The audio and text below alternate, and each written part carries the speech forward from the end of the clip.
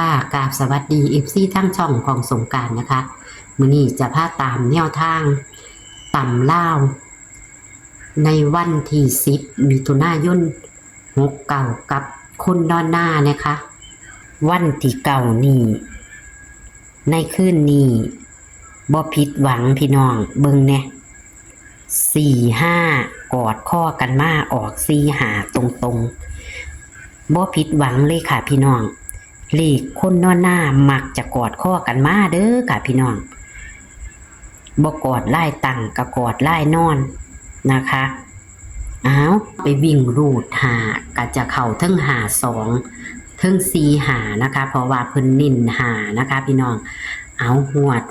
วันที่10มิถุนายน69คือมื้ออื่นนี้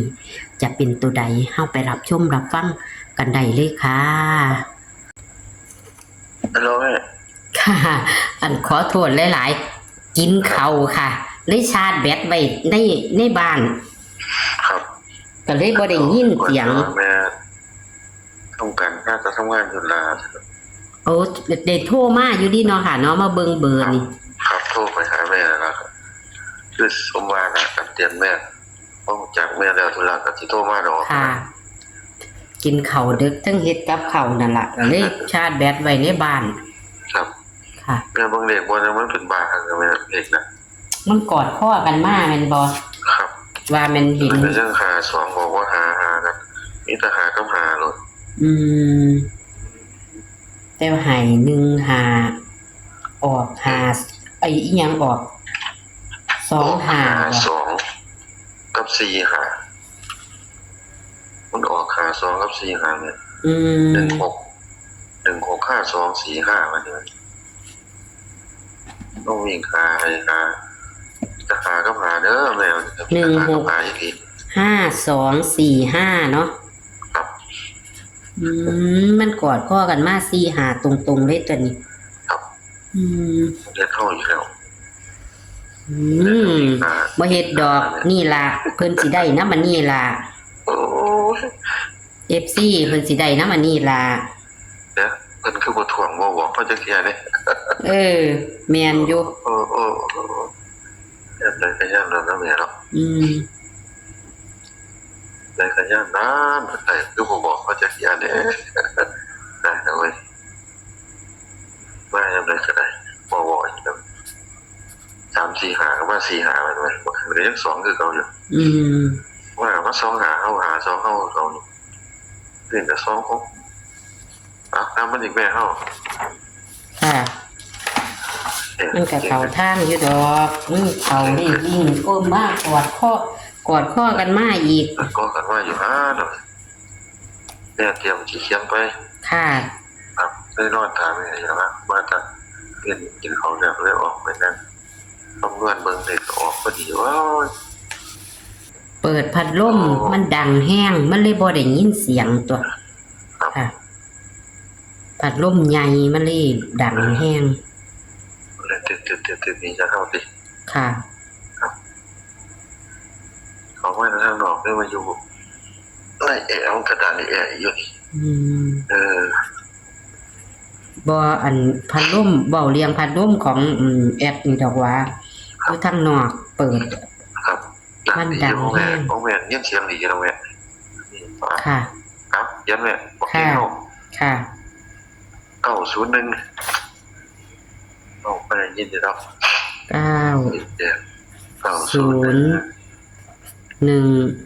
ครับตัวนั้น268เลย268ครับจับคู่8089แม่จับไว้ซะแล้วมันบอกเขามันสิออกได้ต้องกันครับ8696แม่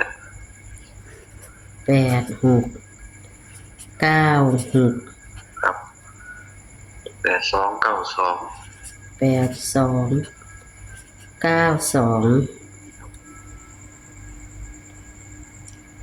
ตัวกลางมัน60กับ70นั่นแหละกัน60 70 ถึงจะมันสิออกกันนำกันเพิ่นก็แน่บ่เด้อนะจังได๋ล่ะบ่เข้ากัน บอกเพิ่นแนมมันก็สิได้อีหลีล่ะเพราะว่า แค่บ่ตกแท้ๆเว้ย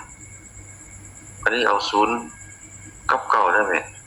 จะแห้ง0 กับ 9 0ว่า0กับ9นี่ล่ะ กอดข้อกันมาอีกซะละเนาะ ครับกอดแล้วมันกอดรถตามสไตล์ สไตล์ของคนนอนหน้า ครับ ชอบกอดข้อกันมา ครับกอดข้อกันมาเด้อไอ้แม่ไป โดนๆก็จังจับคูแม่นบ่เก่า โดนจับคู่ถึงว่าซั่น ก็สิมีคนใดอยู่ดอกเขาเจ้าจังทักมาอันตามคนนอนหน้าให้แหน่ว่าซั่น ครับบอกเพิ่นตามสไตล์ ค่อยๆไปค่อยๆมา ครับมันก็สิค่อยเริ่มค่อยไปนะแม่เพิ่นติดตามเฮาเพิ่นก็สิเห็นสไตล์แล้ว แต่ว่าคลิปหนึงน่ะมื้อหนึงแม่นวันที่ใดบุคนเบิ่ง 6,000 แหม โอ้ย ของเจ้าแหม ครับ มีคลิปหนึงน่ะลูกเบิ่ง 6,000 เลย ครับ เท่านั้นล่ะต่อมานี่ก็ เออ อันขึ้นมาจักหน่อยหลัก300 400 ครับ มันเป็นจังไดบ่มันเป็น เป็นจังได๋มื้อนั้นมันถือบ่ล่ะแม่ จังว่าผันบ่ได้เบิ่งว่ามันถือบ่ได้เล่าเบิ่งอีก มันช่วงบ่เข้าจังๆแต่ว่าคันปล่อยไปบ่เก่งเข้ามันเข้าเลยได้เนาะแม่เนาะ จ้า บ่เก่งเข้านี่มันสิเข้าตัวนึงอยู่ นั่นล่ะ แต่ว่าลางเที่ยเฮาเน้นแบบเก่าจังซี่มันก็สิเป็นบักศูนย์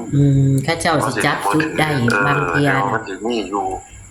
เพิ่นนี่เพิ่นก็สิเลขวิ่งเลขหยังตะกี้ผมก็เฮ็ดกับนี่ล่ะ จับครูว่าคือเพิ่นก็สิพอได้วิ่งคือจังเมื่อคืนผมก็บอกวิ่งอย่างเดียวมันว่า ค่ะ ครับวิ่งรูดจับครูบ่ถึงจังซี่ รูดหามันก็ได้มันก็4หาแม่นบ่ ครับครับมันก็ได้ทั้งบนทั้งล่างรูด ทั้งเบิ่นบนทั้งล่าง มันออกทั้งบนทั้งล่างเลยบอกเฮา ค่ะ เฮาช่วงคือกันแล้วแม่เนาะ ค่ะ มันจะอยู่บอกเกียงเฮาเป็นช่วงคือบางทีมันจะเฮาช่วงบักนึงมันก็เป็นบักศูนย์จังซี่บักเกียงเฮาก็ได้มันคือบ่รอดอยู่บักเกียงมันคือบ่รอดมันน่ะแล้วเฮาท่วงไป2ตัวนึงจังผมว่า9กับ0บ่หาจะอธิบายเพิ่นก็เห็นแล้วล่ะเพิ่นเห็น ค่ะแม่นแล้วบัดนี้นิ่นเลข2ตัวนิ่นตัวใดค่ะ เล่นติดบักเก่านะแม่ นิ่นติด บักศูนย์เอาบักศูนย์ก็บักเก่ามันไปแล้วเล่นติดบักเก่าน่ะ 9ค่ะ3หาง ครับพอเล่นบักเก่าแล้วก็สอบบักศูนย์ ก็จะเป็น8 9 6 9 2นี่เนาะค่ะ ครับถ้าเพิ่นว่าบักศูนย์กับบักศูนย์ลงมาใส่ซุ่มนี่ล่ะแม่ ค่ะ เพิ่นว่าบัก1กับบัก1ลงมาใส่ซุ่มนี่ล่ะมันบ่ลงมามันก็ออกนํกันอยู่นั่นล่ะ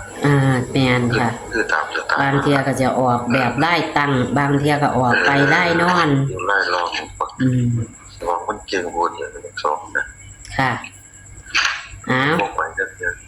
สั่นแล้วแม่เด้อ ค่ะก็ขอบคุณนะคะ ที่ให้แนวทาง ค่ะ ขอบคุณค่ะ สวัสดีค่ะ ครับ คุณนอนหน้านะคะ กอดข้อกันมาอีกแล้วค่ะพี่น้อง กอดข้อกันมาอีกแล้ว วันที่เก้าตัวเด่นเพิ่นให้3 4 5นะคะ กอดข้อกันมา4 5ตรงๆพี่น้องเอ้ย4 5ตรงๆเลขวิ่งเลขเด่นเพิ่นให้5คันรูดกะเข้า4 5เนาะพี่น้องรูด4ก็จะเป็น4 2ก็จะเข้าเทิงบนเทิงล่างคือเพิ่นว่าเนาะโอเวอร์แมนมันจะเป็น52เนาะลืมข้าว52 54รูด52รูด5มันจะได้52 54จะเข้าเทิงบนเทิงล่างคือเพิ่นว่านะคะพี่น้องเอาตำเล่าของคนนอนหน้าพี่น้องเลขเด่นของเพิ่นนะคะกอดข้อกันมากค่ะ4 5ตรงเลยพี่น้องบ่ผิดหวังค่ะส่วนมากเพิ่นจับครูบ่เข้านะคะพี่น้องนี่แหละค่ะ หาเพิ่นเน้นซ้ำพี่น้องเพิ่นเน้นหาไปรูดหามันก็จะได้หาสองสี่หาเข้าเทั้งบนเทั้งล่างเลยค่ะ ไปรูดนะคะ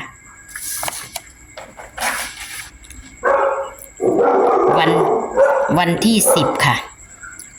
10 มิถุนายนคือมื้ออื่นนี่นะคะเฮาอัดไว้ย่ำคืนนะคะพี่น้องนี่ค่ะตัวเลขแนวทางเพิ่นเด่น9กับ0กับ1เพิ่นก็ให้9กับ0เด้อค่ะมื้อนี้เด้ออย่าว่าสิกอดข้อกันมาอีกเด้อพี่น้องนี่ค่ะจับคู่ก็มี